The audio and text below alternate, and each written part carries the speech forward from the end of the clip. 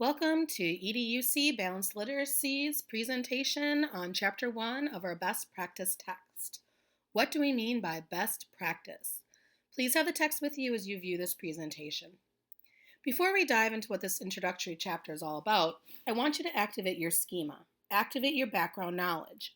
What might best practices be? Think for a moment. What might play into a definition of best practices? Having your book available for the rest of this presentation will be helpful, as I will refer to certain pages and you can follow along as I give a synopsis of the ideas within the chapter. Feel free to jot down ideas in your text or pause the presentation as you go to do some reflecting. Best practices defined. As you read through our text, you will see a pattern emerge, the same ideas being repeated time and time again. These terms above are the short and sweet definition of what best practice means.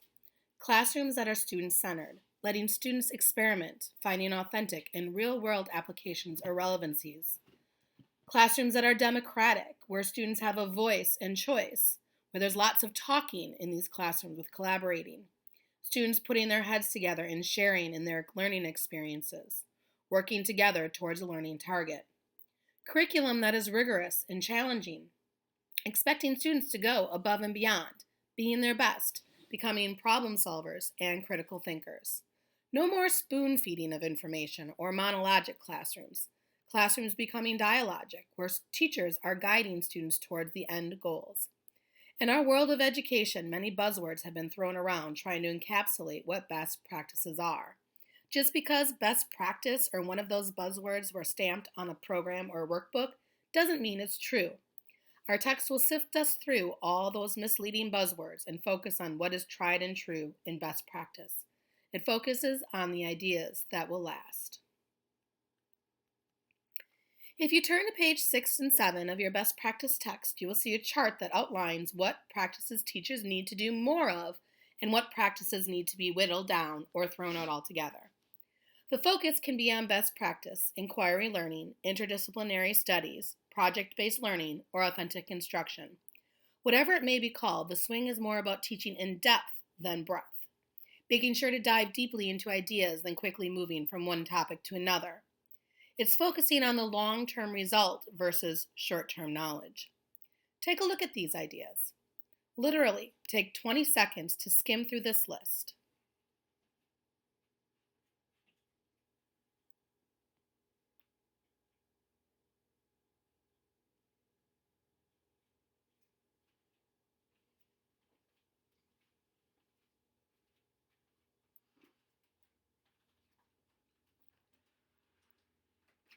What we notice is that students are ready and want immediate results. Sometimes when I'm in front of my class, I feel like I'm an actress and doing more entertaining or more like running a circus. And that is a little true. What students need are to be engaged. There's no more sit and get. There should be lots of action and movement in classrooms. Students need to be taught in different ways so that we can reach those different multiple intelligences. Reach our visual learners, our auditory learners, our kinesthetic learners, interpersonal or intrapersonal learners. And this requires really knowing your students. Differentiation, giving students what they need at their level, giving them choice. Multiple intelligences and differentiation are ideas I will present and we will explore a little later in the course. Best practices is providing that gradual release of responsibility. We need to take those moments to find out what our students know through formative assessments to drive our instruction, whether it be through exit slips, post-its with things that stuck with them from the lesson, or a simple fist of 5 or thumbs up, thumbs down to find out what they understand or how well they understand it. Giving feedback to tell our kiddos what they're doing correctly and how they can improve. Making connections among different parts of the curriculum. Integrating our units. Allowing students to talk and learn from one another. These are all practices that need to happen more often. On the next few pages, you'll be introduced to 14 interlocking principles or theories which emulate best practice teaching. You will see a diagram that illustrated how all these principles are clustered and related. Our first best practice principles center our student-centered principles. Student-centered classrooms create a climate of inquiry, building on students' own curiosity about the world. Using that curiosity and allowing students to be self-motivated by creating questions about the topic will stimulate their commitment to learning about it. Providing them guidance as a coach by sharing examples of our own personal life experiences and our own personal learning paths with them will help them see how becoming a lifelong learner works. In my classroom, I have done this through choice boards for units where all students are focusing on a similar skill or end result, but they have different choices as how they want to demonstrate their learning. I conduct genre studies for my independent reading time. Students have a choice within the book that they're choosing to read, but it must fit the particular genre of focus at that time. But ultimately, the students are able to make the choice of what particular book they want to read. Learning experiences should be authentic. This means providing real-world applications for their learning, which makes it more meaningful. Read aloud stories that are above their levels. Expose them to rich vocabulary while teaching them how to use context clues to figure out those unfamiliar words. Allow them time to figure out how to break that birthday cake up evenly among their classmates, instead of giving them a fraction of how to figure it out. At times, letting them choose what they want to study, as long as it follows the guidelines you have provided. These are all authentic or real ways of thinking and creating knowledge. In 6th grade, we complete a social issues novel study focusing on the civil rights era. At the end, the culminating project, they can create posters, t-shirts, ad campaigns, whatever they'd like to demonstrate a quote or phrase that exemplifies how we should treat one another, how we should be thinking as human beings.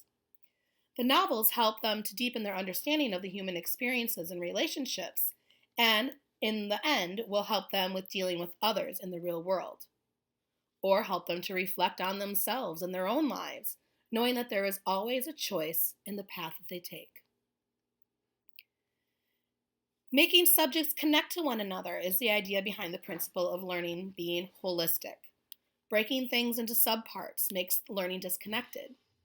Having them dive into things wholeheartedly and fully to see how all the parts work together from the beginning instead of pulling it all together in the end is the idea of holistic learning. Utilizing mini lessons and teachable moments throughout a unit in its entirety to make connections to the whole.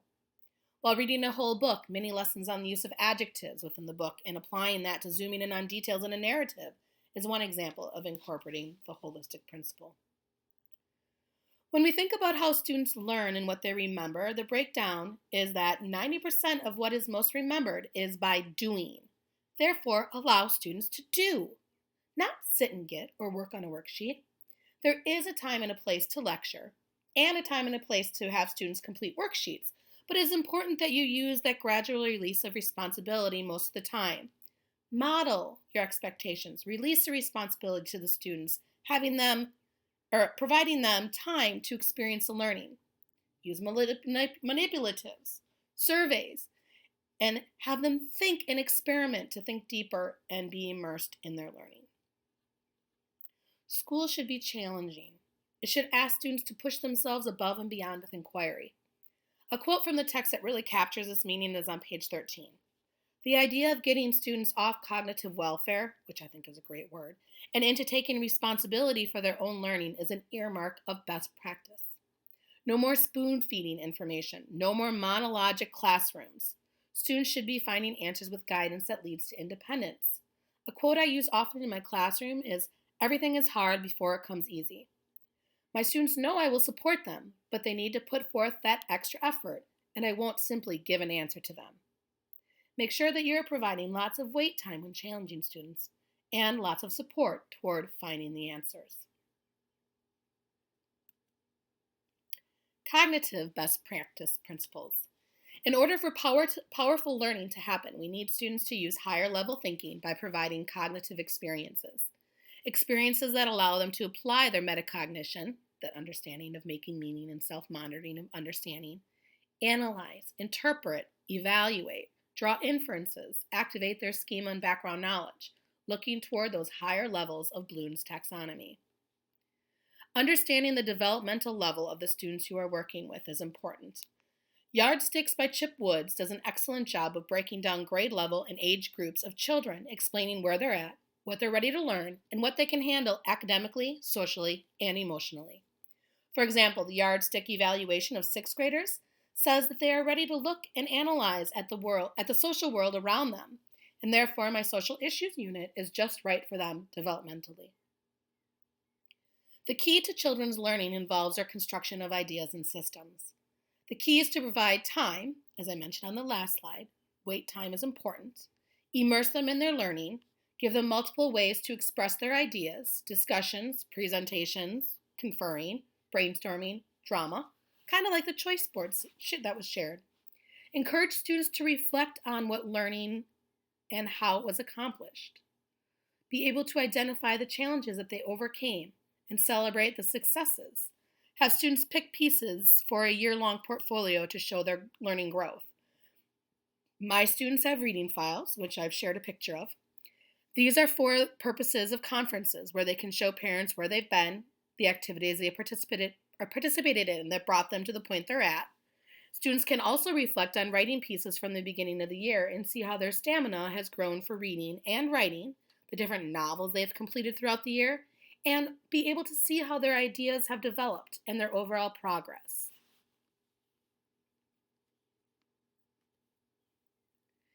Interactive best practice principles. When classrooms are interactive, students are sharing their thinking as well as hearing how others learn, that dialogic classroom. Being social with their ideas and thoughts. They benefit from the interactive nature of learning. New ideas or ways of learning are considered as sharing is happening. That collaborative nature creates a community of learning. The supportive nature built in the beginning of the school year creates interpersonal relationships and safe environments that foster learning, the idea that everyone works with everyone. Learning is a shared experience amongst their peers. They help each other come to conclusions together. Teaching students to make intelligent choices creates a democratic nature of an interactive classroom. Democratic classrooms are the ones that teach that we are all part of a community of learners and being culturally responsive to the needs of those invested in the community, teaching students to be responsible for their learning in that community. All the information from the previous pages seems overwhelming.